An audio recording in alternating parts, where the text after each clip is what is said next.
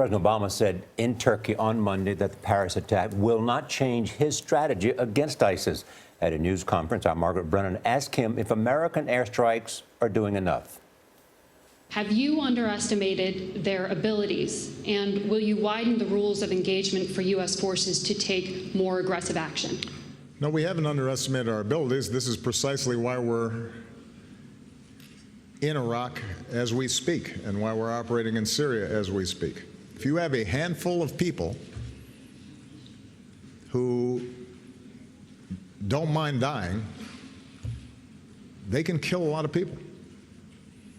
That's one of the challenges of terrorism.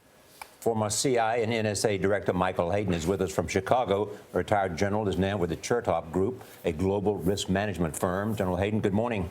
Good morning, Charlie. Let me begin with this question. With your experience and your knowledge, if you had to advise the president this morning, having learned what he said yesterday, what would you tell him? I would tell him, Charlie, that what we're doing right now in Syria and Iraq against ISIS is under-resourced and over-regulated. We need to commit more to the fight, and we need to loosen our rules of engagement. Charlie, a classic case in point. About 36 hours ago, American air power destroyed over 100 tanker trucks in Syria that were being used to literally fuel the treasury of the Islamic State. We could have done that on Thursday, but we only decided to do it on Sunday. I think there are a whole host of decisions like that if we loosen the rules of engagement, we can actually more strongly take the fight to the Islamic State. How do you defeat people who don't mind killing themselves and dying in the process? Right. Well, look. Number one, you reduce their capabilities. You make them less able to do that. But there's another element here that we really haven't seen before. This is a fight where the ideological struggle, the motivation, is tightly tied to their success on the battlefield. Look, these guys are claiming they're enacting the will of God and they are the hand of God. And the more they are successful, the more they look inevitable, the more they motivate the kinds of people you just described.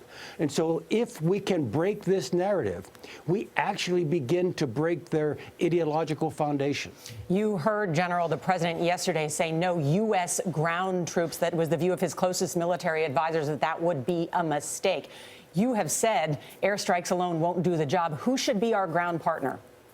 Well, ideally, our ground partner would come from the local area. Now, we've had some success with the Kurds, but I think, as you know, the Kurds are kind of self-limiting. They've been very powerful in and near the Kurdish areas, but for them to go much further into Arab lands, their usefulness begins to reduce. So we need Arab allies on the ground, stiffened, assisted, enabled by a larger American footprint. But no one is calling for American maneuver units to return to the deserts of Iraq or enter the deserts of Syria. Do you believe they have the capability to attack Washington and New York? I wouldn't rule it out, Charlie, but look, I don't mean to split hairs on you, but we're a tougher target. We're a tougher target because we're more distant. We're a tougher target because our demographics are different. We're a tougher target because we're actually pretty good at this. And we're a tougher target because culturally we've assimilated far better than the French and other Europeans have. But I don't know that we have to do anything dramatically different. Well, John Brennan suggests that we need to stop hand-wringing over spying by NSA and CIA. Yeah, well, Charlie, I said to one of your colleagues yesterday that suddenly that big stack of metadata doesn't look like the scariest thing in the room, does it?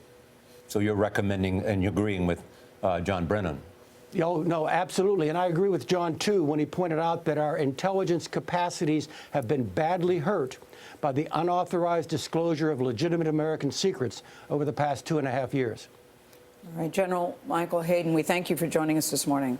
Thank you.